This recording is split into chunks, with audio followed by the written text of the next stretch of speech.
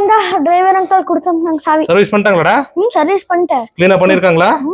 பாப்பா அவங்க ஏமாத்தி இருக்காங்கன்னு டயர் பூரா எல்லாம் செக் பண்ண எல்லாமே. என்னத்துல டயர் என்னத்து போய் செக் பண்ண? 8 டயர் கரெக்டா இருக்கு. 8 டயர் இருக்குதா? ஆமா. எப்பறா காருக்கு 8 டயர் வந்துச்சு?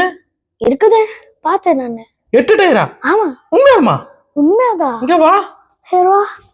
8 டயர்ன்றா எந்த கார்ல 8?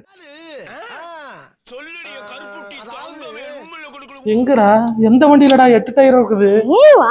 புதுசா 4 டயருக்கு இது வச்சுட்டானுங்களா? இதான்டா நம்ம காரு. தானே? ஆமாடா. சரி இப்போ இங்க இருக்குது 1 எங்க 2 சரி.